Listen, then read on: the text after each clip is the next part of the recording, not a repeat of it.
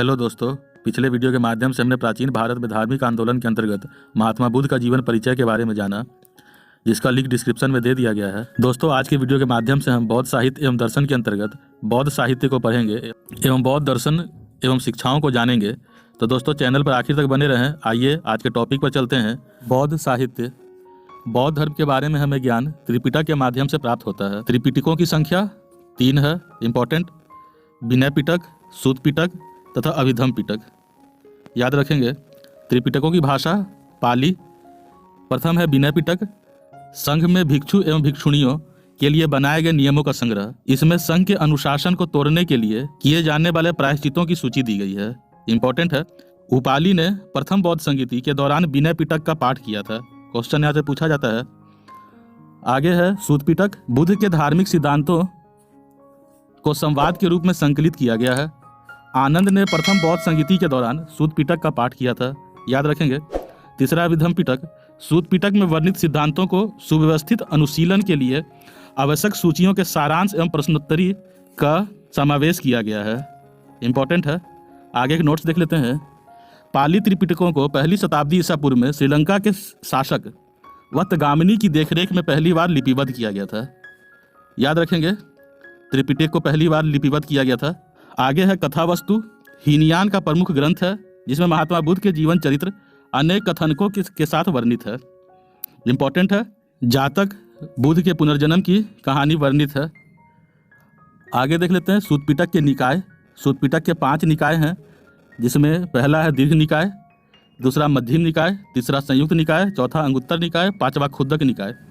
खुद्दक निकाय बुद्ध के पूर्व जन्मों से जुड़ी जातक कथाओं की 15 पुस्तकों में से एक है। इंपॉर्टेंट है। आगे देख लेते हैं बौद्ध दर्शन। बौद्ध धर्म मूलतः अनिश्वरवादी है। ये ईश्वर को नहीं मानते हैं। बौद्ध धर्म में आत्म की कल्पना नहीं है, पुनर्जन्म को मान्यता है। इंपॉर्टेंट है। निर्वाण। तृष्णा के छीन हो जाने की अवस्था को बुद्ध ने निर्वाण कहा है। इंपॉर्टेंट है। आगे देख लेते हैं सांसारिक दुखों के संबंध में बुद्ध के 4 आर्य सत्य। Very important. पहला है दुख, दूसरा दुख समुदाय, तीसरा दुख निरोध, चौथा है दुख निरोधगामिनी। इन सांसारिक दुखों से मुक्ति हेतु अष्टांगिक मार्ग। इंपॉर्टेंट। सम्यक दृष्टि, सम्यक संकल्प, सम्यक वाणी, सम्यक कर्मांत, सम्यक अजीव, सम्यक व्यायाम, सम्यक स्मृति तथा सम्यक समाधि। अष्टांगिक मार्गों के पालन करने के उपरांत मनुष्य की भाव तृष्णा नष्ट हो जाती है और उसे निर्वाण प्राप्त हो जाता है। तो वेरी इंपॉर्टेंट। निर्वाण प्राप्ति के लिए अष्टांगिक मार्गों का पालन करना जरूरी है। आगे देख लेते हैं। निर्वाण बौद्ध धर्म का परम लक्ष्य है, जिसका अर्थ होता है दीपक का बुझ जाना, अर्थात जन्म मरण के चक्र से मुक्त हो जाना। Very important. निर्वाण प्राप्ति को सरल बनाने के लिए 10 सील दिए गए हैं।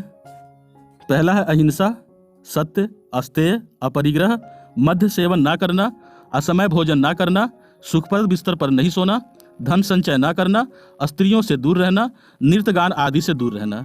ये 10 सील हैं।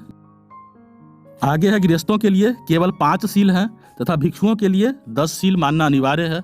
बुद्ध ने मध्यम मार्ग का उपदेश दिया है। बुद्ध के मध्यम मार्ग के कथन अनुसार वीणा के तार को इतना भी न खींचो कि तार टूट जाए, अथवा इतना भी ढीला न छोड़ो कि धुन ही न निकल पाए। आगे देख लेते हैं बुद्ध के अनुयायी। बुद्ध के अनुयायी 2 भागों में विभाजित थे। पहला है भिक्षुक, दूसरा है उपासक। भिक्षुक बौद्ध धर्म के प्रचार के लिए जिन्होंने संन्यास ग्रहण किया उसे भिक्षुक कहते हैं, और उपासक गृहस्थ जीवन व्यतीत करते हुए बौद्ध धर्म अपनाने वालों को उपासक कहा गया।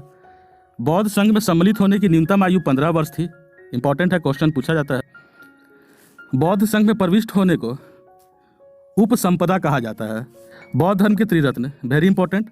बुद्ध, धम्म और संघ। याद रखेंगे। आगे देख लेते हैं बौद्ध सभाएं। इंपॉर्टेंट है एग्जाम की दृष्टिकोण से।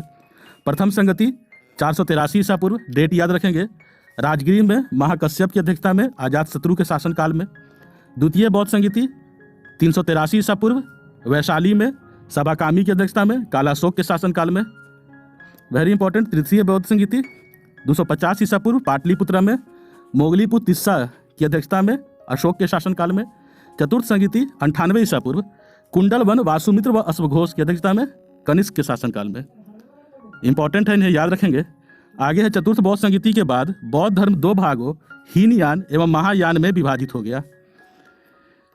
आगे है महायान संप्रदाय, जिनका आदर्श बोधिसत्व है। बोधिसत्व दूसरों के कल्याण को प्राथमिकता देते हुए अपने निर्वाण में विलंब करते हैं। दूसरा है हीनयान संप्रदाय, जिनका आदर्श आहर्त पद को प्राप्त करना है।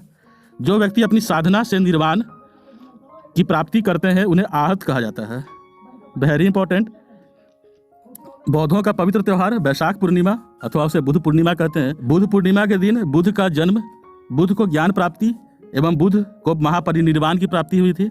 जातक कथाएं प्रदर्शित करती है कि बोधिसत्व के अवतार मनुष्य रूप में भी हो सकते हैं तथा पशुओं के रूप में भी, याद रखेंगे। आगे है बुद्ध मूर्तियों का शाब्दिक निर्माण गंधार शैली में हुआ, यह पूछा जाता है। प्रथम मूर्ति जो थी वो मथुरा शैली के अंतर्गत निर्मित की गई। आगे है पद्म संभव, जिन्हें गुरु रिनपोंच कहते हैं। तिब्बत, भूटान एवं पड़ोसी देशों में बौद्ध धर्म का प्रचार उन्होंने किया।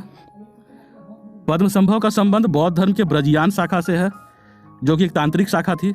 तो दोस्तों, इसी के साथ आज का हमारा क्लास खत्म होता है। अगले वीडियो के माध्यम से प्राचीन भारत के धार्मिक आंदोलन के अंतर्गत हम शैव धर्म के बारे में जानेंगे। हमारे आगामी वीडियो को देखने के लिए चैनल को सब्सक्राइब करें। अगर हमारा वीडियो सीरीज आपको पसंद आ रहा है तो वीडियो को लाइक करें एवं कमेंट करें। पढ़ते रहें, रोज नया सीखते रहें। धन्यवाद।